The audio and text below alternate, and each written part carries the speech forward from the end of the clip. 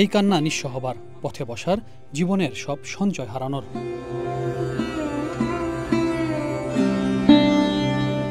এক পাশে যখন পুড়ছে বাড়িঘর, আরেক পাশে তখন নির্বাক হয়ে দেখছেন আগুনের তাণ্ডব। আগুনের লেলিহানে ঘরবাড়ি হারানো এই মধ্যবয়সী নারীর আর্তনাদ মিশে যায় চারপাশের হই হুল্লোড়ে।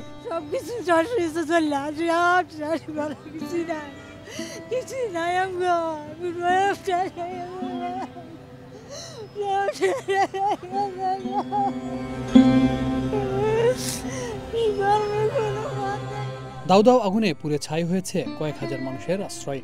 ঠিকানা মিলেছে খোলা আকাশের নিচের রাস্তা কিংবা মাঠ। ঘর পুড়ে ছাই হওয়াদের দলে আছেন এই মা। 1 মাসের ছোট্ট শিশুকে নিয়ে আশ্রয় নিয়েছেন গাছতলায়। আমরা মাগরিবের আজানের পরে শুনি পাশের ঘর থেকে বলে যে আগুন লাগছে, বাচ্চালাই বের হয়, আমরা বের হয়েছি এইভাবে দরজা টরজা খোলা দিয়ে নৌকা পাইছি খালি, পরে এপার উঠছি।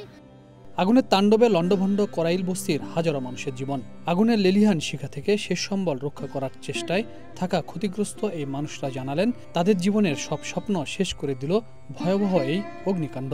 যখন অনেকটা বেশি বাইরে গেছে আগুন, তখন আমি জানতে পারছি। এই যে আমার 22টায় ছোটটারে লইয়া বাইরেছি, তখন দিছি বলে কোন আগুন লাগছে দেখে আসি। দেখে আস্তে আস্তে ঘরের ভিতরে যে কিছু লমু হে ক্ষমতা নাই, ফোলা ফেললে এবারও নাকি কিছু লমু, ফোলা ফেললে এবারে পড়ছি। সব হারিয়ে উদ্বাস্তু মানুষগুলোর এই নির্বাক চাহনি বলে দিচ্ছে কতটা অনিশ্চয়তায় তারা। জীবন নিয়ে বেঁচে ফিরলেও জানা নেই আগামীর মাথা গোজার গন্তব্য। ছেলের ঘুমায় রয়েছে, ডাক্কা উঠাইছি। আরেকটা ছেলে বলতেছে আগুন লাগছে, রুমের পাশে লগে আমগুনে আবার আগুন আই পড়ছে। আমার ছেলেরে নিয়ে আমি বাড়ি আই পড়ছি, নাহলে আমার ছেলে ঘরের ভিতরে মারা যেত। এই যে অফিসের পোশাক পরে বলিস, আমি তাই ঢুকতেই পাই নেই, গড়াইয়ে দিয়ে গড় পুড়ে সরকার হয়ে গেছে। আমি তো অফিসে আমি ফোন গেছে যে আগুন লাগছে, দৌড়ে গেছি, যাই দিয়ে আমাকে বাসা শেষ পুড়ে সরকার হয়ে গেছে।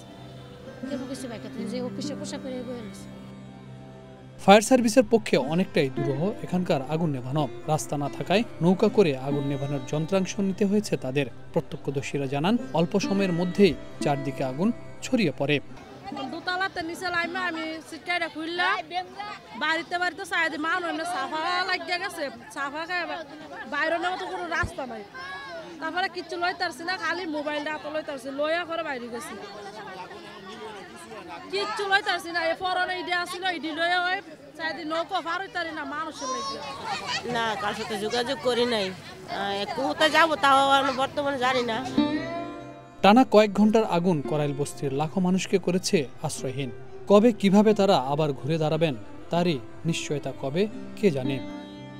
Habib Rahman, one news, Dhaka.